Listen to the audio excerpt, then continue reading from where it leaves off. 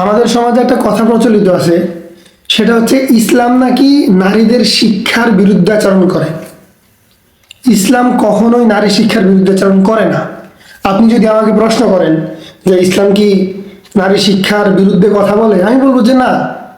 আপনি কোথাও দেখাইতে পারবেন না যেখানে ইসলাম বলছে যে নারীরা কোনো জ্ঞান চর্চা করতে পারবে না, নারীরা কোনো শিক্ষা অর্জন করতে পারবে না। আমি আপনার হাতে কলমে দেখাইতে পারবো যে ইসলাম নারী পুরুষ উভয়কেই জ্ঞান চর্চার ক্ষেত্রে সমানভাবে অধিকার দিছে। পুরুষ যেমন জ্ঞান চর্চা করতে পারবে, নারীরাও তেমনি জ্ঞান চর্চা করতে পারবে, এটা ইসলামের বিধান। এখন কথা হচ্ছে, আপনি কি আমার কাছে প্রমাণ চান? আমি অবশ্যই আপনাকে প্রমাণ দিব, তবে শর্ত হচ্ছে আপনি কোরআনকে বিশ্বাস করতে হবে, রাসূল সাল্লাল্লাহু আলাইহি সাল্লামের হাদিসগুলো বিশ্বাস করতে হবে, এবং ইসলামের সঠিক ইতিহাস আপনার জানতে হবে। তাইলে হচ্ছে আমি যখন আপনাকে প্রমাণ দিব সেগুলো আপনি বুঝতে পারবেন। এখন আপনি যদি কোরআন না মানেন, হাদিস না মানেন, ইসলামের ইতিহাস সঠিকভাবে না জানেন, তাহলে আপনি আমার কথাগুলো বুঝবেন না।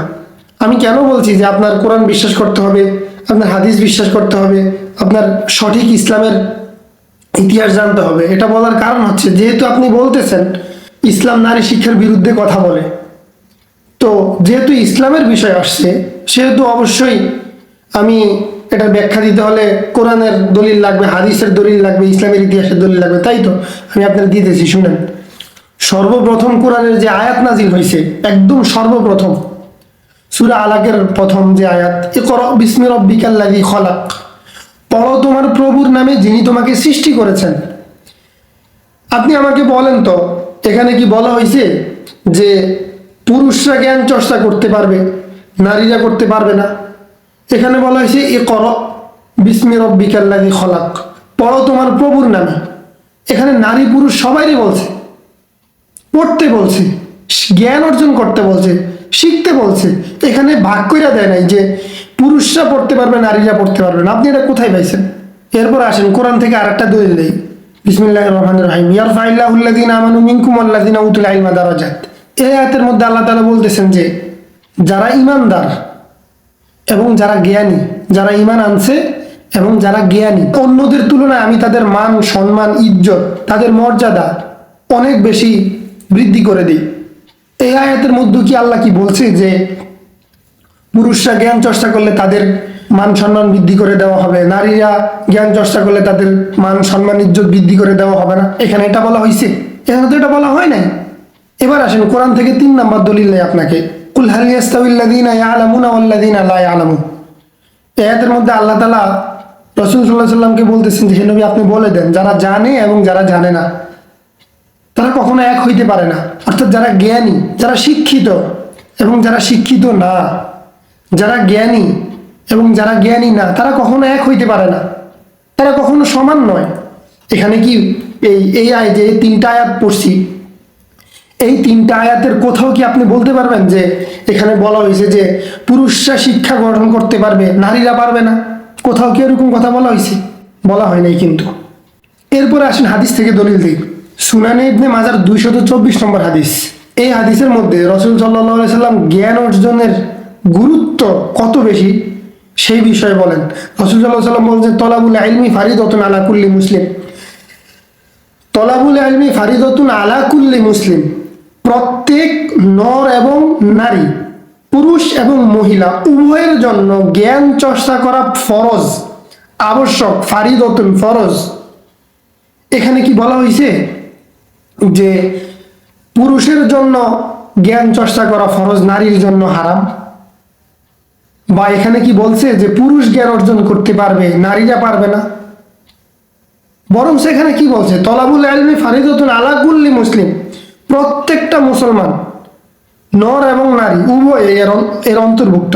কুল্লি মুসলিমের মধ্যে সবাই অন্তর্ভুক্ত, প্রত্যেকটা মুসলমানের। এখানে দেখেন স্পেসিফিকলি যারা ধর্মে বিশ্বাস, ইসলাম ধর্মে বিশ্বাস করে, তাদেরকে তাদের প্রফেট রাসূল সাল্লাল্লাহু আলাইহি সাল্লাম বলতেছে যে তোমাদের উপর জ্ঞান অর্জন করা, জ্ঞান চর্চা করা, এটা হচ্ছে ফরজ, আবশ্যক। এই যে আমি কোরআন এবং হাদিস থেকে কয়েকটা দলিল দিলাম, আপনি বলেন তো কোন জায়গার মধ্যে ইসলাম বলছে যে নারীরা শিক্ষা গ্রহণ করতে পারবে না?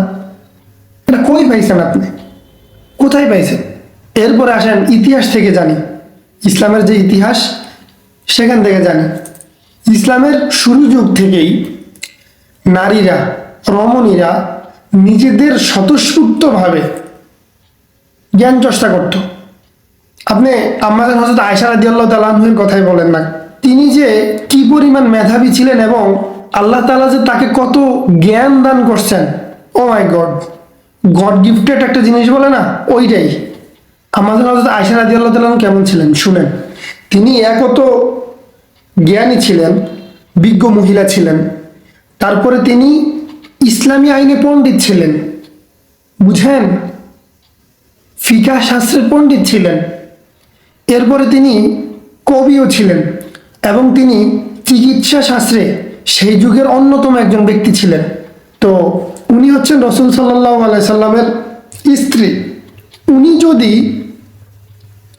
জ্ঞান অর্জন করতে পারে, জ্ঞান চর্চা করতে পারে, তিনি কবি ছিলেন, তিনি ফকিহ ছিলেন, অর্থাৎ তিনি হচ্ছেন ইসলামী আইনে পণ্ডিত ছিলেন, তিনি চিকিৎসা বিজ্ঞানের একজন অন্যতম ব্যক্তি ছিলেন সেই যুগে। এখন যদি ইসলাম যদি এটাকে হারাম বলতো, যে নারীরা শিক্ষা অর্জন করতে পারবে না, জ্ঞান চর্চা করতে পারবে না, তাহলে তিনি এত কিছু হয়েছেন কিভাবে? এবং তিনি শুধু জ্ঞানী ছিলেন না, তিনি শিক্ষক ছিলেন, তিনি শিখাইতেন।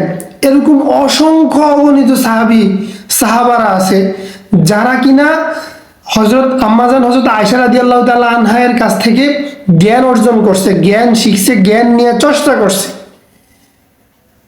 এবং আরো সবচেয়ে ইন্টারেস্টিং বিষয় হচ্ছে হযরত আয়েশা রাদিয়াল্লাহু তাআলা আনহার যে ঘর ছিল, তিনি ওই ঘরটাকে শিক্ষা কেন্দ্র বানায় ফেলাইছে।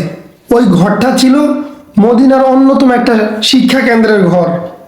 এবং রাসূল সাল্লাল্লাহু আলাইহি সাল্লামের যুগে শুধু মদিনা না, পৃথিবীর অসংখ্য অগণিত জায়গা থেকে নারী সাহাবারা রাসূল সাল্লাল্লাহু আলাইহি সাল্লামের কাছে আইসা বিভিন্ন বিষয়ের উপর জ্ঞান চর্চা করতেন, বিভিন্ন বিষয়ের উপর পাণ্ডিত্য অর্জন করতেন। আপনি ইসলামের ইতিহাস নিয়ে ঘাটাঘাটি করেন, আপনি শুধু শুধু বললেই তো হবে না যে ইসলাম নারী শিক্ষা পছন্দ করে না, আপনি বললে তো হবে না। এরপর ফাতেমা আলী ফিহির নামে একজন মহিলা ছিল, যিনি কিনা মরক্কোর একটা শহর ছিল, সেই শহরের নাম হচ্ছে ফেস শহর। পৃথিবীর ইতিহাসে প্রাচীন যতগুলো বিশ্ববিদ্যালয় আছে তার মধ্যে একটা বিশ্ববিদ্যালয় হচ্ছে আল কারাউইন বিশ্ববিদ্যালয়। এই বিশ্ববিদ্যালয় ফাতেমা আল ফিহির প্রতিষ্ঠা করেন।